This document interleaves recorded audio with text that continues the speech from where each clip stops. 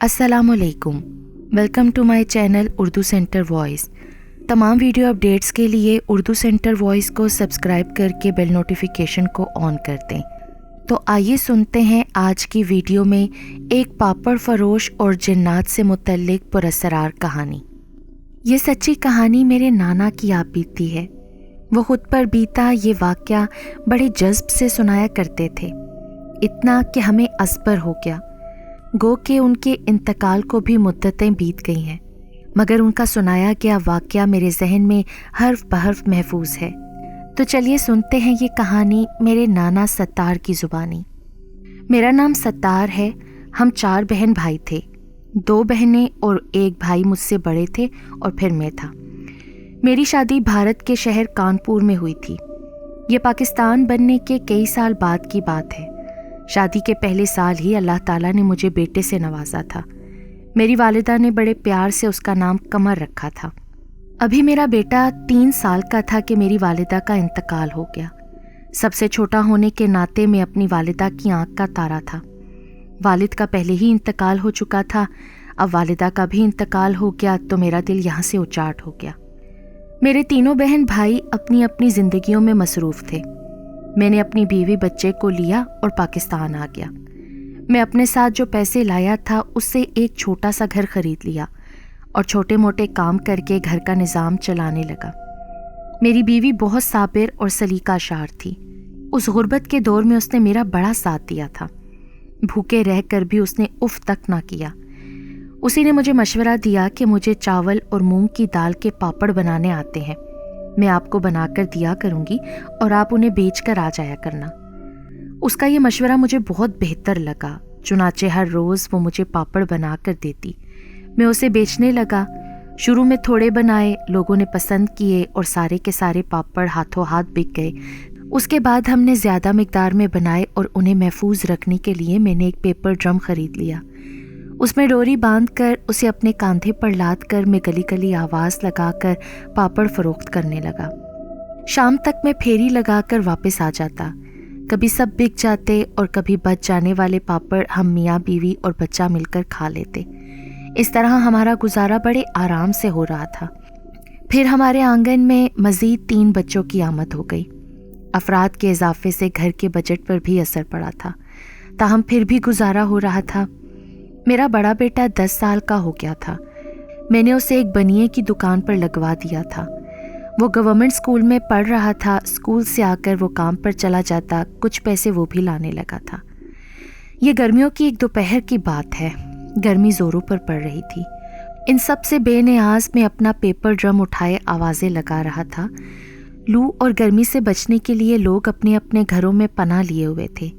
آج میرے پاپڑ بھی زیادہ نہ بکے تھے۔ پیدل چلتے چلتے میرا گرمی سے برا حال تھا۔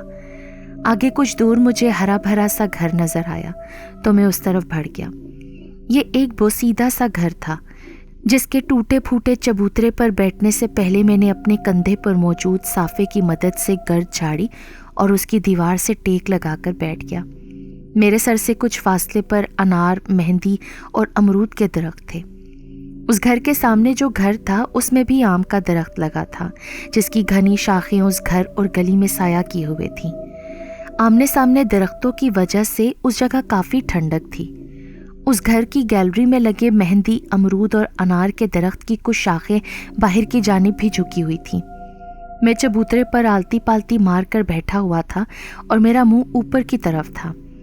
انار کے اس چھوٹے سے درخت پر لگے سرخ سرخ انار دیکھ کر میرا جی مچل اٹھا اور میں بے اختیار کھڑا ہو گیا۔ جیسے ہی ان پکے ہوئے انار کو توڑنے کے لیے ہاتھ آگے بڑھایا تو مجھے اپنے بزرگوں کی کہی بات یاد آ گئی کہ کسی کی بھی چیز بغیر اجازت نہ لیں، یہاں تک کہ کسی بھی پیڑ پودے کے پھل یا پھول توڑنے سے پہلے 3 مرتبہ اجازت لیں پھر توڑیں، چاہے وہاں کوئی موجود نہ ہو تب بھی۔ چنانچہ میں نے ہاتھ واپس کھینچ لیا اور با آواز بلند 3 مرتبہ اجازت طلب کی اور پھر 2 انار توڑ لیے اور وہیں چبوترے پر بیٹھ گیا اور اپنے پاس موجود فولڈر نائف سے اسے چھیل کر اس پر پاپڑ پر چھڑکنے والا مسالہ ڈال کر کھانے لگا۔ انار بے حد رسیلے اور مزیدار تھے۔ کھانے سے فارغ ہو کر میں نے ان کے چھلکے پاس پڑے کچرے کے ڈھیر پر ڈالے اور واپس آ کر اپنی جگہ پر بیٹھ گیا۔ دیوار کے سہارے ٹیک لگائے ہوئے نہ جانے کب میری آنکھ لگ گئی۔ غیر محسوس طریقے سے اچانک میری آنکھ کھل گئی۔ کچھ دیر ناسمجھی سے دیکھتا رہا۔ میں سیدھا ہو کر بیٹھ گیا، پھر میری نظر نیچے زمین پر پڑی۔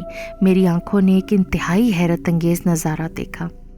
میرے پیپر ڈرم کے ارد گرد 10 کے کئی نوٹ دائرے کی شکل میں گھوم رہے تھے۔ میں حیرت سے گم سم آنکھیں پھاڑے دیکھ رہا تھا۔ دفتن میرے کانوں سے ایک آواز ٹکرائی، یہ سب روپے لے لو۔ میں نے چونک کر ادھر ادھر دیکھا مگر وہاں میرے سوا اور کوئی نہ تھا۔ خوف سے میرا برا حال ہو گیا۔ میں نے جلدی سے اپنا ڈرم اٹھایا تو ایک مرتبہ پھر آواز آئی، ڈرنے کی ضرورت نہیں ہے، یہ سب تمہارے لیے ہیں، انہیں اٹھا لو۔ نرم آواز، مہربان لہجہ پا کر مجھ میں کچھ ہمت پیدا ہوئی اور میں نے ڈرتے ڈرتے وہ تمام کے تمام نوٹ اٹھا لیے اور اپنا بیگ جو کہ میری کمر پر تھا اس میں بھر لیے اور اپنا ڈرم اٹھا کر تیزی سے روانہ ہو گیا۔ گھر پہنچ کر وہ تمام نوٹ جب میں نے اپنی بیوی کو دیے تو وہ حیران رہ گئی۔ کہنے لگی، یہ ڈھیر سارے نوٹ آپ کو کہاں سے ملے؟ کیونکہ تمام نوٹ کرارے تھے اور بالکل نئے تھے۔ اس زمانے میں 10 روپے کے نوٹ کی بڑی اہمیت تھی۔ 10 روپے میں گھر کا راشن بڑے آرام سے آ جایا کرتا تھا، پھر بھی پیسے بچ جایا کرتے تھے۔ میں نے اپنی بیوی کو ساری بات بتا دی کہ کس طرح مجھے ایک اندیکھی ہستی نے یہ روپے عنایت کیے۔ اتنے پیسے دیکھ کر جہاں وہ خوش تھی وہاں ساتھ ہی ڈر بھی رہی تھی کہ کسی مصیبت میں نہ پھنس جائیں۔ میں نے اسے تسلی دیتے ہوئے کہا، میں نے کون سا چوری کیے یا کسی سے چھینے ہیں، مجھے بن مانگے ملے ہیں۔ تم پریشان مت ہو، بس یوں سمجھ لو اللہ تعالیٰ نے غیب سے ہماری مدد کی ہے۔ گھر کے اخراجات پورے کرنے کے بعد بھی پیسے بچ گئے تھے۔ اگلے دن میں جھجکتا ہوا پھر اسی بوسیدہ گھر کی طرف آ گیا اور اس کے اسی ٹوٹے پھوٹے گرد آلود چبوترے کو صافے کی مدد سے صاف کر کے بیٹھ گیا۔ کچھ دیر یوں ہی بیٹھا رہا۔ آج بھی گرمی کی وجہ سے میرے پاپڑ زیادہ نہ بکے تھے۔ میں سوچنے لگا، کوئی بات نہیں، کل والے پیسوں سے کام چلا لیں گے۔ مجھے پیاس محسوس ہو رہی تھی۔ میں اپنے ساتھ لائی ہوئی بوتل سے پانی پینے لگا۔ اچانک ہوا میں تیزی آ گئی۔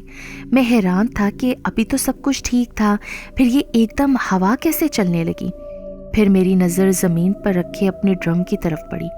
کل کی طرح آج بھی بہت سارے 10 کے نوٹ ڈرم کے ارد گرد گردش کر رہے تھے۔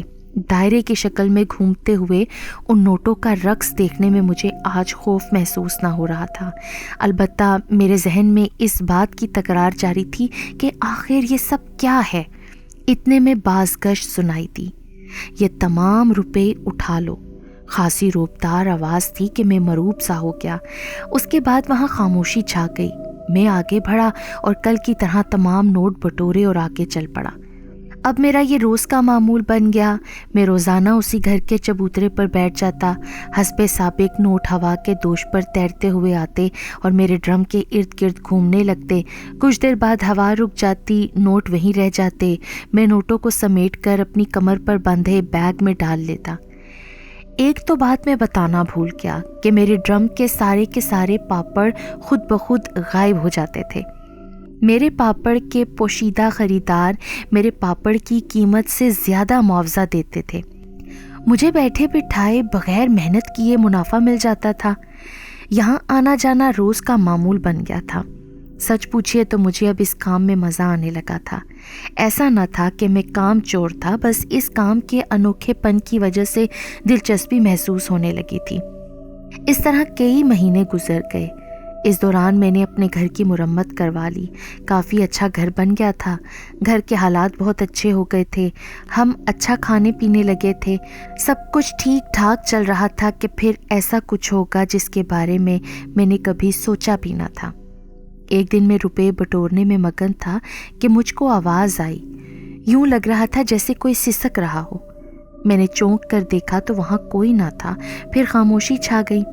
میں نے تمام نوٹ اکٹھے کیے، اپنے ساتھ رکھے بیگ میں ڈالے اور گھر چلا آیا۔ موسم اب ٹھنڈا رہنے لگا تھا۔ کانوں کو ٹھنڈی ہوا سے بچانے کے لیے میں اپنے سر کو مفلر سے ڈھانپ کر رکھنے لگا تھا۔ दोपहर तक मौसम में ठंडक का एहसास कदरे कम हो जाया करता था, इसलिए सिर्फ मफलर ही से काम चला लिया करता था। आज भी मैं हस्बे मामूल उस बोसीदा घर के चबूतरे पर बैठा था। अब आदत सी हो गई थी उस जगह यूं बैठे रहने की। एक बात मैंने महसूस की थी कि जब मैं उस चबूतरे पर बैठता तो यहाँ से कभी कभार इलाके के मकीनों का गुज़र होता तो वो मुझे ऐसे देखते जैसे मैं कोई अजूबा हूँ, और मुझे वो हैरत से देखते हुए गुजर जाते। उनके इस तरह देखने से मैं कुछ नर्वस सा हो जाता कि पता नहीं ये ऐसे क्यों देख रहे हैं। फिर मैं सर झटक कर अपने आप में मगन हो जाता। उस दिन कुछ देर बैठे रहने के बाद मैंने दीवार से टेक लगा ली। उसी वक्त मेरी आंख लग गई। मुझे लगा जैसे कोई मुझे मुखातिब करके कुछ कह रहा है। हम यहाँ से जा रहे हैं क्योंकि ये घर नए सिरे से तामीर किया जाने वाला है, इसलिए इसको मस्मार कर दिया जाएगा और इस अनार के दरख्त को भी काट दिया जाएगा जिस पर हमारा बसेरा है। बरसों से हम यहाँ आबाद थे। हम हरगिज़ अपना आशियाना छोड़ कर ना जाते, मगर हमें वास्ता ही ऐसा दिया गया है कि हम यहाँ से जाने पर मजबूर हो गए हैं। हमारा तुम्हारा साथ बस यहीं तक का था। अगर तुम यहाँ आओगे तो तुम्हें हम ना मिलेंगे। हमें तुम्हारी इजाज़त लेने वाली आदत पसंद आई थी, वरना तो तुम इंसान दुनिया की हर चीज़ पर अपना हक समझते हो और किसी भी फल या फूल को तोड़ने से पहले पूछना गवारा नहीं करते। तुम जिस तरह इजाज़त लेकर फल तोड़ा करते थे, हमें तुम्हारी ये अदा भा गई थी। दूसरे, हमारी बेटी को तुम्हारे पापड़ पसंद थे, इसलिए भी हमने तुम्हारी मदद की। और ये कि तुम्हें महसूस ना हो कि कोई तुम्हें बिला वजह पैसे दे रहा है, तो तुम्हारे तमाम पापड़ों की ज़रूरत हो या ना हो, हम ख़रीद लिया करते थे। लेकिन ये भी हकीकत है कि तुम्हारे पापड़ बेहद लजीज और मज़ेदार हैं। हमने इससे पहले ऐसा जायका कभी नहीं चखा, इसलिए तुम्हें मिलने वाले तमाम पैसे उन पापड़ों की कीमत और तुम्हारी अच्छी आदत के इनाम के तौर पर थे। आज के बाद तुम्हारा यहाँ आना फजूल होगा।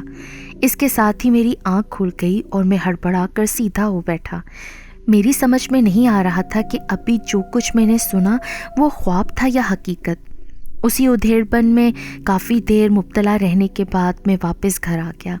इत्तफाक से उस दिन मेरी तबीयत ख़राब हो गई और मैं 6 दिन फेरी पर ना जा सका, और जब वहाँ गया तो जैसे सातों आसमान मेरे सर पर आ गिरे।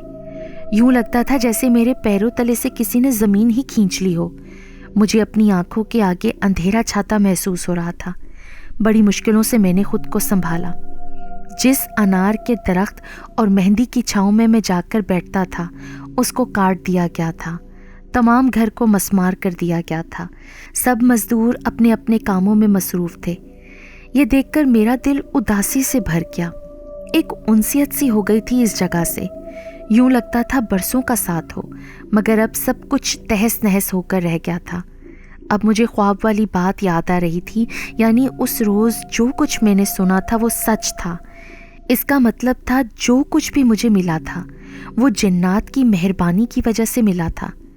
मज़ीद बरा अब मेरी उनसे कभी कोई बात ना हो सकेगी, गोया सब कुछ ख़त्म हो गया था।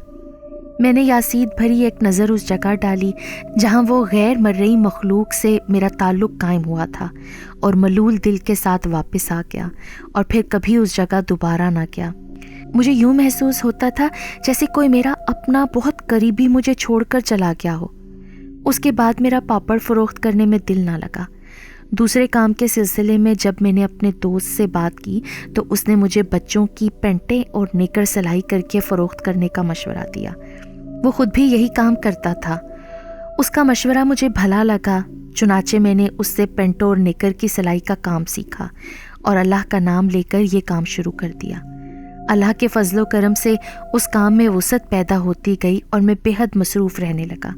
मगर जब भी मुझे फ़ुर्सत के लम्हात मुयस्सर आते तो वो अनोखे ख़रीदार याद आ जाते। साथ ही वो दिन भी याद आ जाता जब आखिरी बार उस घर की तरफ गया था। मैं उदास नज़रों से उस घर को देख रहा था जिसे मस्मार कर दिया गया था।